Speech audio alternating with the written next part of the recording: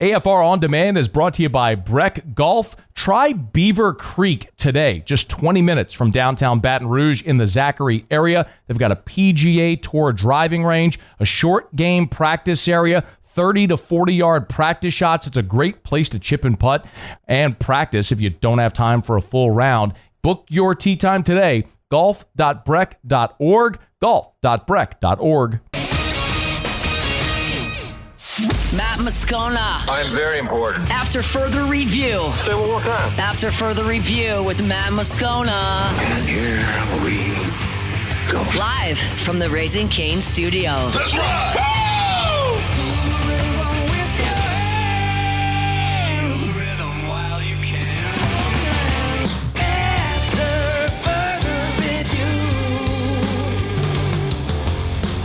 And off we go.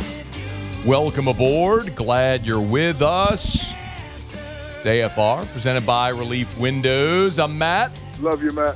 Paul O'Neill. They're chanting Paul O'Neill's name.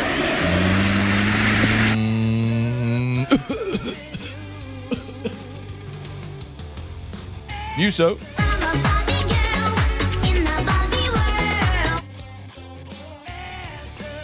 Happy 420 day, Muse.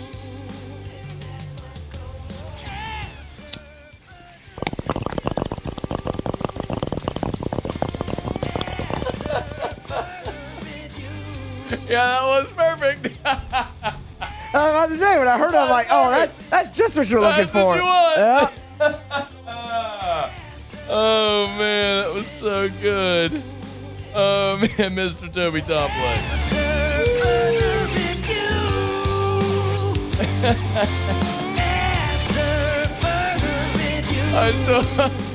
I told Muse, I said, man, you get a bong sound effect.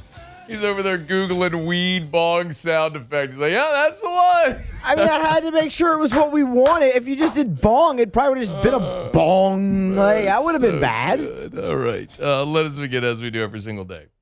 It's time to pop the top on another edition of AFR really with Bud Light. Drink easy. Yeah, that was really good. All right. There was bad and there was worse this weekend for LSU athletics. Let's start with the good. Saturday, LSU scrimmaged in Tiger Stadium. Media was invited to watch. They ran 108 plays. And you can exhale if you're an LSU fan who has been a little dismayed by how much the offense has struggled so far in spring practice, at least through all the reports that I and others have provided, because this was a day where over those 108 plays, the offense saw 20 possessions, 8 by the ones, 8 by the twos, 4 by the threes. And in their 20 possessions, they scored 10 touchdowns. They scored touchdowns on half of their possessions. And there was a variety of sequences starting at their own 25, starting at their own 48, starting at the plus 25, starting at their own 33, starting at their own 1 yard line. So just various different scenarios as you would see in a game. And they were scrimmaging. I mean, 11 on 11, it was a game. And, you know, it's interesting because this comes Saturday's scrimmage where the offense won the day, unquestionable. We'll get into some of the particulars here in a second. It comes 1 week after a scrimmage where the offense was thoroughly dominated, where the quarterbacks threw 5 interceptions, they lost a fumble, they missed a field goal. It was just overwhelming. So much so that when we talked to Lane Kiffin, he referred to Saturday, the previous Saturday, as discouraging, how bad the offense performed against the defense. You fast forward 1 week after last Saturday's discouraging performance. Tuesday and Thursday were kind of 50-50 days where the offense punched back, and then Saturday, boom. Saturday was a day where the offense owned it. Remember, Lane Kiffin earlier in spring, this comment sent a lot of antennas up from people who were suggesting that this is Lane Kiffin sort of hedging in year one. Play this. I told him, you can't think just because you sign the number 1 portal class and you come in here that, you're going to national championship. It didn't work that way, and studied time, it didn't work that way. It didn't work that way last year. with the number one class. So, because when I say there's a lot of work to do, that's not talking about years. That's not buying times, none of that. It's just saying there's a lot of work to do when you come into a program and you've got to change a lot of things when you take over, and not just offensively, but the whole culture of a program takes some time. It takes time. And you're seeing some of the progress already through 12 practices in spring. And remember, you're still without your starting quarterback. A few notes from Saturday. Whit Weeks was not dressed. We did start to see Whit do some in practice last week, but Saturday, jersey and a bucket hat, that was it. Tamarcus Cooley, remember, he did not practice on Thursday. We did not see him on Thursday. He was there on Saturday, went through stretch, and then took his pads off and just watched the scrimmage. He was replaced with first team by Jace Thomas. Now, they rotated after that. We saw Fahim Delane, we saw CJ Jim Coyley, but it was Jace Thomas who had the first reps after Cooley, when Cooley was out. No Trey Wilson. He'd been wearing the gold non-contact jersey. He was there in his gold jersey, just not participating. Trey Brown, this was interesting. He's the Old Dominion transfer. Trey Brown had a boot on his left foot. He was wearing shoulder pads and helmet. He was out there, helmet, shoulder pads, a whole nine with a boot on. Clearly not participating, but maybe the first time I've ever seen a guy in a boot dressed out. But anyway, Lamar Brown was out there watching. We did see a little rotation on the offensive line. William Satterwhite, the Tennessee transfer who's been running second-team center, was not there, so the freshman Ryan Moret took the second-team center reps. After that, Jaquan Sprinkle and Christian Stamps were rotated at third center. Sam Levitt was out there, per the usual, just a helmet, jersey, tennis shoes, not doing anything. The one notable thing on the offensive line that we saw was a little bit of a shift, and this is what you can see in spring when you can rotate and try different things. Remember, Devin Harper had been running with the first team at left guard. He's since been replaced by Bo Bordelon. So Harper went and was running left guard with the twos. Well, on Saturday, he moved from left guard to right tackle. So Darren Stray, the Kentucky transfer who had been running right tackle, kicked in and played right guard. So we've also seen Stray work on the left side of the line as well. So I don't know what this means. Probably just means they have the opportunity during spring to try guys at different spots. And so they're doing that. One thing I will remind you is that when LSU landed Harper out of the portal, all of the Ole Miss folks that cover that team, the general thought consensus there was that Harper was expected to be Ole Miss's starting right tackle this year. Transferred to LSU, had been working with the ones at left guard. Now we would see him at left guard with the twos and now working at right tackle with the twos. So little versatility there. Also, the place kickers, Scott Starzik was 3 for 3 in the special teams session with his field goals. The other two, the walk-ons from Baton Rouge, Higgins from Parkview was 1 for 2. He missed one from 37, and let me see. I'm checking my notes. And then you also had. Hold on. I want to make sure. Let me come back. I want to make sure I have my notes right. Let me come back to that here in just a quick second. The scrimmage itself, the 108 plays, saw what I thought was encouraging was a variety of different drives. For example, first period from the ones, they ran a 14-play, 74-yard drive. They were 1st and 10 from the 25. And they went 14 plays, 74 yards. Now, that's encouraging. They overcame 2 holding penalties on the drive, a TFL on a first down, but ultimately they end up with a 1st and goal from the 6. And they go Dylan Jones for 2 yards, Dylan Jones for a yard, Husan Longstreet for a short gain. So it's 4th and goal from the 1.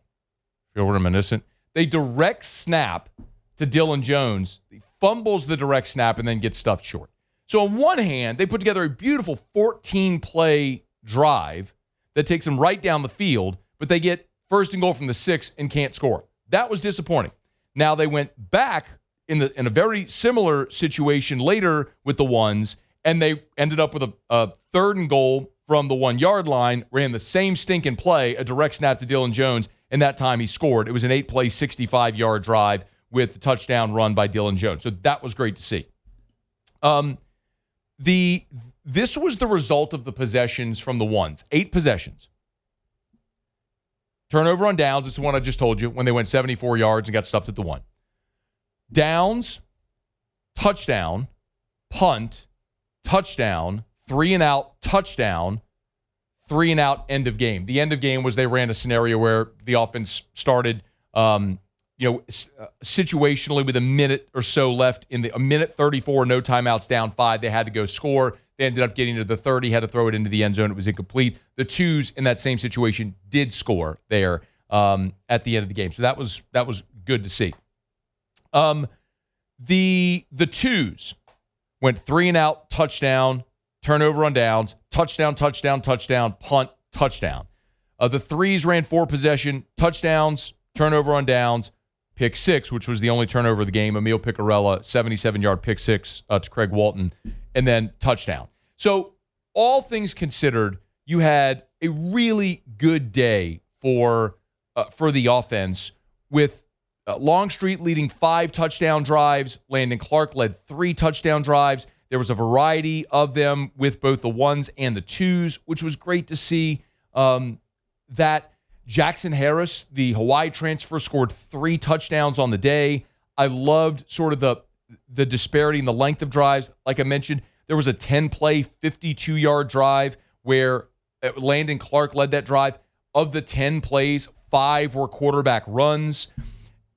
It showed the ability that this team has to pop big plays and to put together long sustained drives. They had a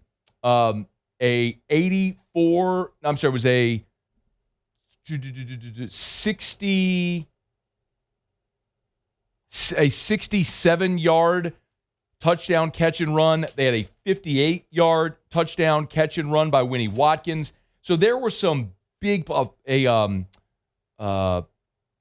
77-yard pick 6. Point being, there were big plays and there were sustained drives, which was nice to see. A few other observations.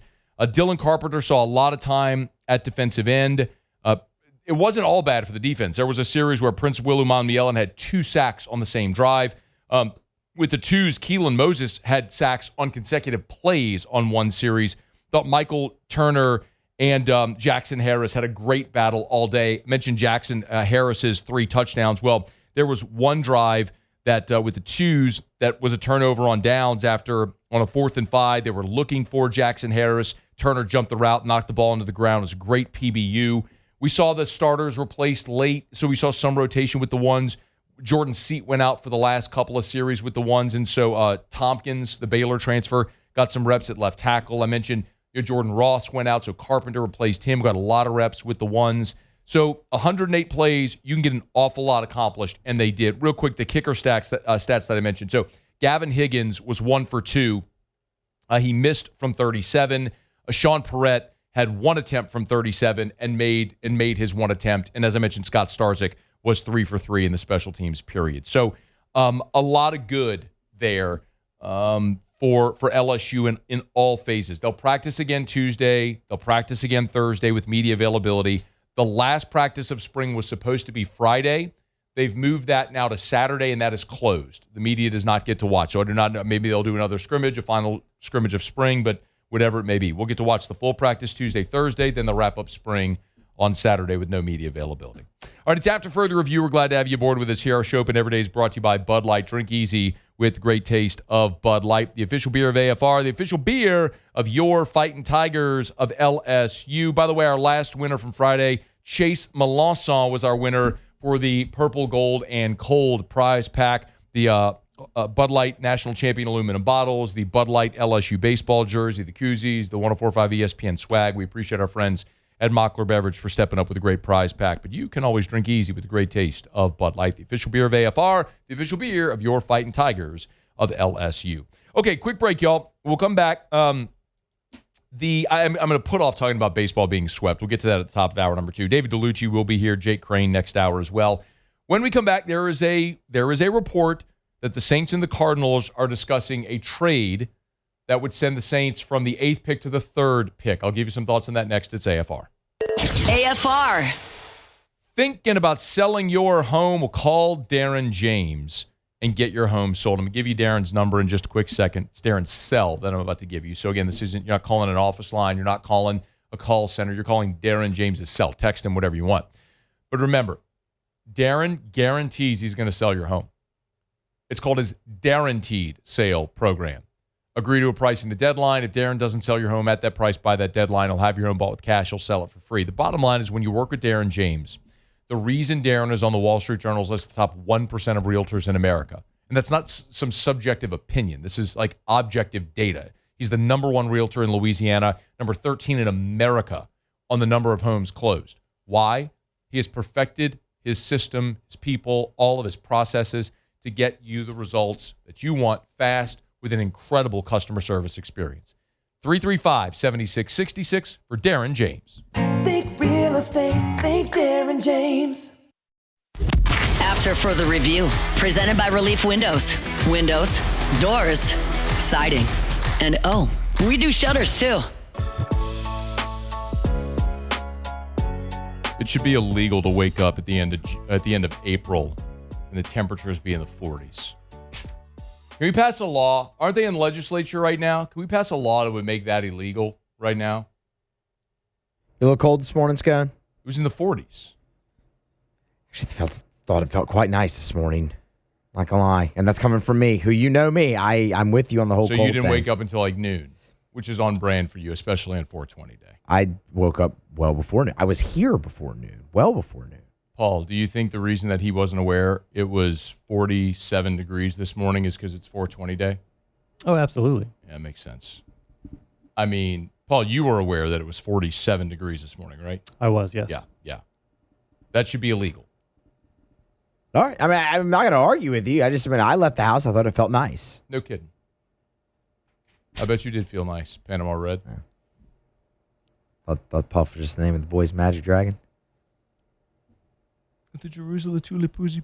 You don't know squat about flowers. Got it. It's draft week, and you know it's draft week because we got legitimate media outlets opining on something that Johnny Venerable said on PHNX Sports. Muse, what is PHNX Sports? It's a Phoenix-based sports website. Well, I could get that. Yeah. But that's all I know. They do some podcasts. They do some print stuff. I mean, yeah. So Johnny Venerable has 22,000 Twitter followers. Pretty good. That's pretty good. PHNX Sports has 17,000 Twitter followers. It's not bad. Not good. Not good, but it's not bad. This isn't Schefter. No. It's not Ian Rappaport. Mm-mm. It's not Florio. Mm-mm. It's not Jay Glazer. Nope. It's not Diana Rossini. Too soon. Yeah. Still very credible. Very good reporter. Reputable. It's Johnny Venerable. Apparently he was doing a podcast of some sorts, and he said this. I think they do it with the New Orleans Saints. The New Orleans Saints, who last year went offensive tackle, and then, of course, on the flip side, when Tyler Shuck in the second round, I think they focus on defense. I think the Cardinals get the Saints to trade up, and the Cardinals, in exchange for the 3rd overall pick, they get pick 8 from New Orleans, they get pick 42, and they get pick 73. So no 2027 draft capital is exchanged with New Orleans. I think that's the preference for these teams. In fact, I know it almost equals out perfectly via the trade value chart. Okay, so there's Johnny Venerable. Shame on me for even giving this any credibility whatsoever, but I guess the old adage of believe nothing, consider everything.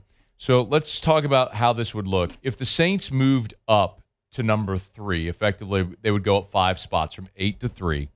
What he's saying there is the Saints would get the 3rd pick, and they would give Arizona number 8, number 42, and number 73. So their 1st, 2nd, and 3rd to go up 5 spots.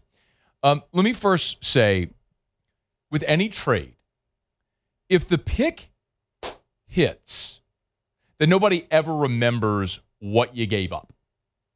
Like, do you remember the terms of the Kansas City Chiefs trade when they moved up to get Patrick Mahomes? Anybody? Paulie, Muse? Do you remember the terms of that offhand? No, Paulie? no clue. You remember what the Chiefs gave up? I do not. Yeah. Do you think it matters? No.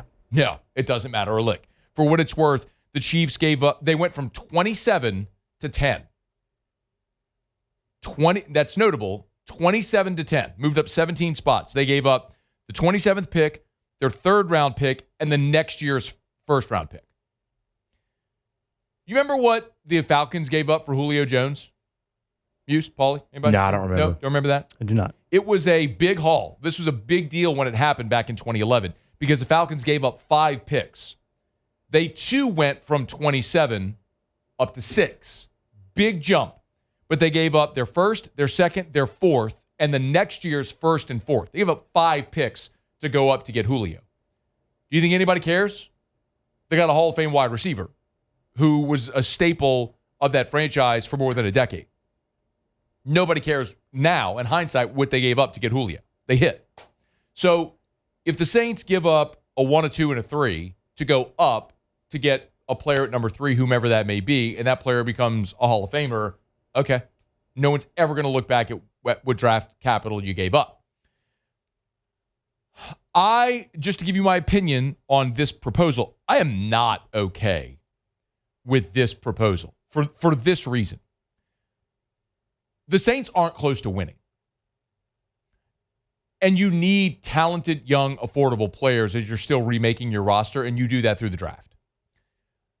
Remember I told you both the Chiefs and the Falcons, when they made their deals, went from 27 into the top 10. The difference is when you're picking 27th, you're a playoff team. So you're a playoff team trying to add a piece that you think can get you over the hump. That is not the Saints today. The Saints haven't been to the playoffs in a half a decade. You have a young quarterback in Tyler Shuck that you think is your franchise. So if you're committed there, then build around him with talented, young, affordable players that you can get on rookie deals. And if you're picking 8 and 42, in theory, you should be picking 2 starters. Now, you can always miss. The Saints missed on Trevor Penning. They missed on who is the edge rusher from Notre Dame, whose name I've completely blocked out of my mind, who they picked 33rd or whatever it was. Isaiah Foskey. Foskey, yeah, him. They missed, right? He was the 40th pick? I mean, he's a high 2nd round pick, and they whiffed. Okay, you miss. Sometimes you hit. Sometimes your 2nd round pick is Stanley Jean-Baptiste. Sometimes it's a guy sometimes it's Marcus Williams, and it becomes a great starting safety for you, right? So, but for the Saints now, if they were, I guess the contrast is, look at what Cincinnati just did in the trade for Dexter Lawrence. Cincinnati has their franchise quarterback. They are trying to win a championship now while Joe Burrow is in his prime window. They've paid Joe Burrow $500 million. They're trying to win. They could use the 10th pick on a defensive player that might be good in a year or 2 or 3, or they can trade that pick for a guy that's an all-pro interior defensive lineman and get better on the defensive line immediately, trying to win now. It's just different perspectives. I'm not opposed to the concept of trading up in round 1. I'm not opposed to the concept of being bullish about a guy and trusting your evaluation, going up and get him. I'm opposed to the Saints giving up their 1, 2, and 3 this year to go up 5 spots to get a player when I think a really good player is going to be there for them at 8 on a team that has a lot of needs. And then, oh, by the way, they should also be getting impact players at 42 and at 73. The one other thing I'd say that could be a bit of a contrast is you legitimately have to ask yourself the question when you're picking and you have a lot of picks, like the Saints selected 9 players a year ago. This year they have 8 draft picks. you do have to ask yourself the question, do you have enough roster spots available for 9, or in this case, 8 draft picks? Now, you're not assuming everyone is going to make the team, but if you are investing draft capital into players, they're going to have a better opportunity. You're going to give them more of an opportunity to make the team of the practice squad. So I think part of this also is looking at your roster and saying, okay, there are certain things that are solidified. Like take a Sharpie, like Tyler Shuck's on the team. Kelvin Banks is on the team. Tali Fuaga's on the team. You go down the list and so how many roster spots do you actually have available? So that are up for grabs. So if you select 8 players, do you have enough roster spots to keep all 8? So I'm not even opposed to this year the Saints trading up in this draft for players they're bullish on. Just not at the top, because I think you're going to be able to get multiple guys at 8 and 42 and at 73. But if you want to package day 2 or 3 picks and move up to get guys that you feel are impact players, like if you have a second-round grade on a guy who slips to the back of round 3 or beginning of round 4, and you want to package together picks to go up and get him, okay, so you make 5 picks instead of 8, okay, if you got 5 players that you think can all make the team. So again, I'm not opposed to trading up. I'm opposed to this team in its current state still trying to build with young, affordable players to put talent around Tyler Shuck that can be good for years to come. I'm opposed to that being so aggressive in consolidating resources into one player when you have so many needs. So it's an interesting proposition. Well, I'm stunned the Saints made 9 picks a year ago because they always trade up. And I would assume at some point in this draft, they will trade up, but not from 8 to 3, even if it was to get Arvell Reese or David Bailey. I think you're going to have a great player sitting there for you at 8. If it's a receiver, if it's Mansour Delane, if it's an edge rusher like Reuben Bain, if it's Caleb Downs at safety, somebody at a great position of need for you is going to be sitting there with great value at 8. Would love to see the Saints just hang tight and make that pick. All right, it's After Further Review. Our Monday shows are brought to you by Relief Windows. Always love telling you about Shawbill's Tire and Auto Service, shawbillstire.com. Locations all over South Louisiana. You know where to find them. shawbillstire.com, shawbillstire.com. Hitting the road down in New Orleans on Friday to go down to the Zurich Classic. Hey, before you hit the road, wherever you might be going, maybe as we're getting close to summer vacations, you're planning that beach trip, make sure before you go, you get new tires at Shawbill's. Or maybe you got new tires, but it's time to have them rotated. Or maybe your wheels are vibrating. You need that alignment or whatever could be going on with your vehicle. Shawbill's can help you out. Name brand tires, wholesale prices. They treat you like family, so they keep you coming back. It's worked for them for more than 6 decades. Why not make it 6 more decades? Shawbill's Tire and Auto Service. shawbillstire.com, shawbillstire.com. Shawbill's, where we keep you rolling. All right, y'all, it's After Further Review. Thanks for hanging out with us here on this Monday edition of AFR presented by Relief Windows. We are going to talk a little LSU baseball. Tigers were swept this weekend, but the results of this series are probably less consequential than the comments Jay Johnson made Friday after the loss. So we'll get to that here in about 30 minutes from right now. We'll knock out a quick break. We'll go around the SEC and heartbreak for the LSU gymnastics squad. We'll talk about it as we continue on AFR. AFR.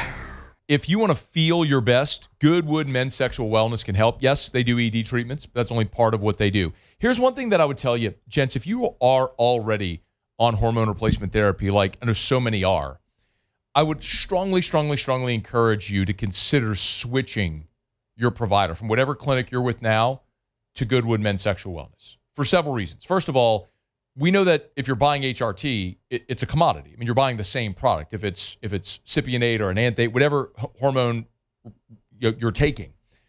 So why not get it at the place that's going to sell to you the cheapest and give you the best service? Well, at Goodwood Men's Sexual Wellness, they're going to have the lowest prices and never any contracts. There is no membership fee at Goodwood because I know some men's clinics charge a membership fee. So if you're paying a membership fee, that should be a big red flag. And then also when you do your blood labs every 6 months, Goodwood picks up that expense. They don't pass it on to you. So it's time to switch. YourGoodwood.com. YourGoodwood.com.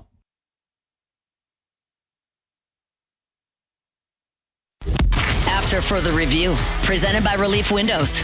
Windows, doors, siding, and we do shutters too.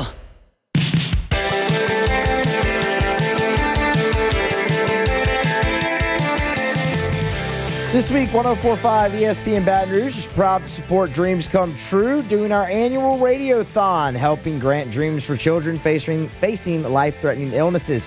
Join us Tuesday, April 21st and Tuesday, April 28th for special power hours where your donation could also score you an incredible prize pack, including Post Malone tickets, Jazz Fest tickets, a signed Jacob Hester jersey, a signed Matt Flynn jerseys, and Raising Cane swag. Tune in, make a donation, and help us change a child's life during the Dreams Come True Radiothon. 104.5 ESPN Baton Rouge. Thanks to First American Bank and Boudreaux's Electrical, along with Chad's Collision, Subaru of Baton Rouge, Lewis Mechanical, Patient Plus, and River Parish Contractors for making it happen.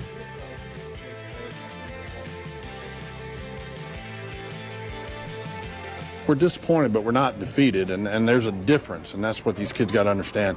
They got a lot to be proud of. They fought their you-know-what's off to put themselves in a position to even be in the running, and they got there, and sometimes at the end, stars got to line up. That's an 800-pound gorilla dynasty that we're trying to climb over, and we just going to keep knocking on the door. Jay Clark there on Saturday.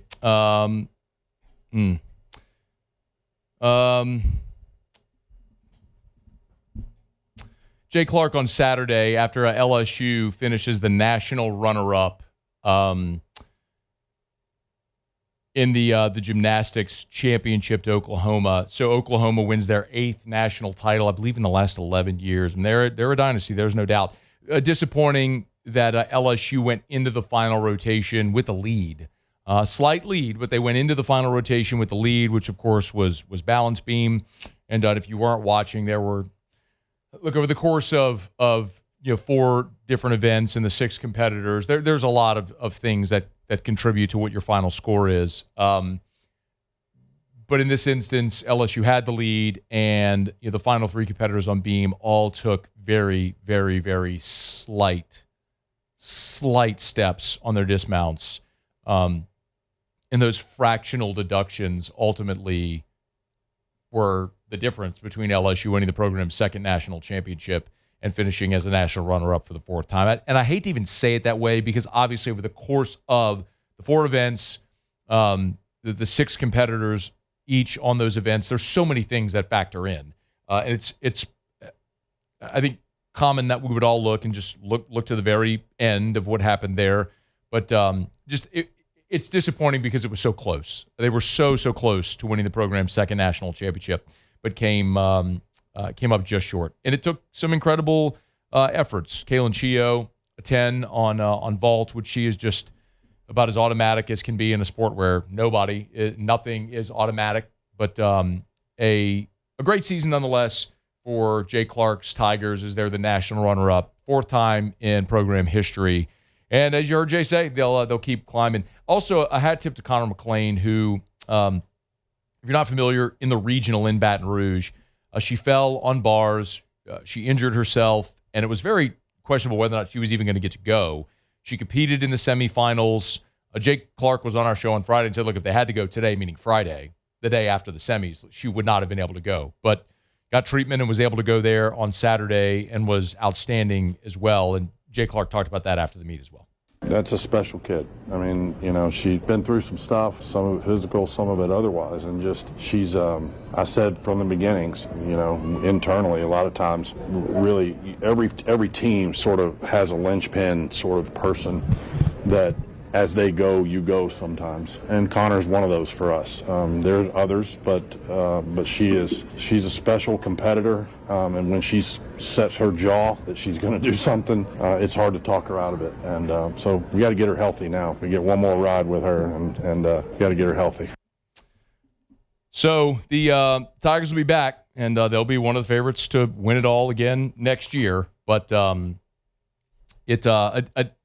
it's a weird sort of conflicting emotion where you're the national runner-up and you have a great season and you're right there, but also you were so close to winning the national championship, and so there's a tinge and twinge of disappointment. But in any event, all right, it's after further review. We're glad to have you hanging out with us here. Remember, you can always email us, tweet us, or text us in the 225-396-4400. 396-4400, 396-4400. Lots of ways to get involved in the show, so thanks for being there with us. We do it every day about this time. Let's go around the SEC. Around the SEC, bringing you the biggest news from the nation's best conference. The Texas Longhorns. Edge Derwin Fields has committed to Texas over Ole Miss, Georgia, Miami, and Tennessee. He was there this weekend for the Longhorns Fan Day. 6'2 and a half, 230, the number 217 overall prospect, the 21st best edge in the nation, 6th best player in Mississippi, committed to the Longhorns. The Ole Miss Rebels. Edge Keeson Taylor has committed to Ole Miss. Chose the Rebs over Kentucky and Vanderbilt. That was his final three. 6'4", 225. He's Pete Golding's 6th commit for the class of 2027, the 26th best edge rusher in the nation, the 13th best player out of Illinois. The Ole Miss Rebels. Auburn. The Auburn Tigers. That's the one. Auburn got an 8-day commitment from a 4-star tight end, George Lamons, over the weekend. 4-star tight end is the number 11 tight end in the country. Was there for the spring game this past weekend. Previously had been committed to Texas A&M, decommitted, and then now is committed to Auburn. He's number 251 overall in the country and the 25th best player in Georgia. The Kentucky Wildcats. Basketball news is Furman transfer guard Alex Wilkins has committed to Kentucky. The former Paladin is a rising sophomore. Averaged 17.8 points, nearly 18 points per game, 46% from the field, 33% from three. 6'5", 175-pounder, top 10 combo guard in the country. The Alabama Crimson Tide. And former Boise State center Drew Fielder has committed to transfer to Alabama. 6'11", 225-pounder. He's got 1 year of eligibility remaining. Brings a lot of size to the program. Versatile big man. Was outstanding during his lone season there in Boise. Played 31 games with 29 starts. Averaged 14.7 points per game. All right, there you have it. That is around the SEC. We're glad to have you aboard with us here. We're brought to you by South Point Volkswagen, southpointvw.com. New and certified pre-owned in Baton Rouge and online at southpointvw.com. Southpointvw.com at South Point Volkswagen. Hey, listen, we're getting close to graduation time. Maybe you're looking to buy a vehicle for that high school or college graduate in your life, your son, your daughter, whatever the case may be. Remember, South Point Volkswagen has awesome options. If you want a sedan, look, the Jetta is a great option. It's affordable. It's safe. It's stylish, so they'll love to drive it. You'll love the affordability and the safety. Maybe you want an SUV, the compact SUV, the Taos. You have the midsize SUV, the full-size SUV, which is the Atlas. The Crossport takes out the third row. No matter what style or type of vehicle you're looking for, they got it at South Point Volkswagen. And tell you all the time, because they move so much inventory, they have a great pre-owned selection as well. All different makes and models, not just Volkswagens. So for new or a certified pre-owned vehicle, make sure you shop South Point Volkswagen. SouthPointVW.com, SouthPointVW.com. South Point Volkswagen, what's your direction? All right, y'all, it is after further review. We're glad to have you hanging out with us here. Baseball Tigers were swept by Texas A&M this weekend. We'll get to that in about 15 minutes right now at the start of hour number 2. And but when we come back, there's a proposal out there that would change the start of the college football season. I'll tell you why this makes sense. We'll dive into it next on AFR. After further review. We're brought to you by Clegg's Nursery with 4 locations in the greater Baton Rouge area. Siegen near Airline, LA 16 and Denham, Mid-City on Donmore, and the Garden Center on Greenwell Springs. Tell you every day to buy local and shop local over at Clegg's Nursery. And listen, it's an awesome time because every day they're getting new shipments of flowers and plants and trees and shrubs, filling those greenhouses to beautify your yard, your outdoor space during this spring and into the summer months. But I got to remind you, of course, because during this time of year, there's always unwanted pests in your lawn and your garden. Mosquitoes among them. Remember at Clegg's, they've got the Aeon Mosquito Barrier. I've been telling you about this thing for years. It's about the size of a track baton, got the granules in it. You pop the top off, fill it with water, put the top back on, shake it, hang it on your property line just like that. You're done with mosquitoes 90 days at a time. It's super affordable. It's like $30 for the box. So give it a try. I told you, we've got a pool and water behind our house. We don't have a mosquito problem. This is the only mosquito treatment we use. Buy local, shop local, Clegg's Nursery. After further review, presented by Relief Windows. Windows, doors, siding, and we do shutters too. Yeah. I was gonna clean my room until I got high. I was gonna get up and find the broom, but then I got high. My room is still messed up, and I know why. Why, man? Yeah, because I got high. Because I got high. La da da da da da da. I was gonna go to class before I got high. Come on, y'all. Check it out. I could have cheated and I could have passed, but I got high. It's Muso's day. Happy day, Muso. Whatever you say, Scott. I wouldn't, It's your day. well, that's your opinion. I hope you have a great one today, Muse, as you celebrate Okay. your day. Yeah. I've had better days, I'm not going to lie. Have you? Yeah, man. Lost an entire podcast earlier due to technical difficulty. Can't imagine why. Have to redo that. Hey, Paulie. No, Hey, it's Paulie, no. you hear that? Hey, Paulie, you hear that? Muse lost an entire podcast here on 420 Day. Can't imagine how that might have happened. Oh, man. Stunning, right? Very. I'm sure it's just a coincidence that on this day, Muse happened to lose an entire podcast he had recorded. Total coincidence. Yeah. It is. Yeah. Oh, totally. No, of course it is, Muse. We believe you. So that wasn't a great start to the day. Yeah, no. What else, Muse? Yeah, you may not want to play this part. This is probably a part you don't want to play. Yeah, Turn that down. Turn that down. We'll bring that down there. Yep. Didn't realize we got there already. Woo! Glad somebody's paying attention. But then again, Paulie, I think we can understand why our guy might be just a little distracted today. Just a little bit. Little bit. Happy day, Muse. Okay. It's your day. Yeah. You're someone who would venture onto a boat I was waiting. in search of a new land. It's your day. Oh, it's not St. Patty's Day. That's a different day altogether. Yep. That's Les Miles from Columbus Day, circa 2012, 2013 maybe? 2011? Look up when that was. All right, yeah. I want to say it was 2012. A shot in the dark, that one, and say 2012. Anyway. I was sitting in the room, and it was as unbelievable watching it live as it still is talking about it all these years later. 2013. 13. Oh, less. There's wrap up the hour here. We missed this at the end of last week, but it's one thing I wanted to touch on because I wanted to put it on your radar. So the NCAA Football Oversight Committee is recommending a standard start for college football before Labor Day weekend. So what is now called Week 0, the weekend before Labor Day, that would be a standardized start for the college football season, with the regular season still ending the Saturday after Thanksgiving. So schools would have 14 weeks to schedule 12 games. That would effectively allow each team 2 open dates, as they say, for flexibility for potential changes to the postseason. I think the thing we know that is most obvious here is the conference championship games are squarely in the crosshairs and very likely going to go away with an expanded college football playoff. So all of this is sort of tilling the soil for what is clearly to come, which is to say you're going to have a uniform start a week earlier for college football, which makes a lot of sense.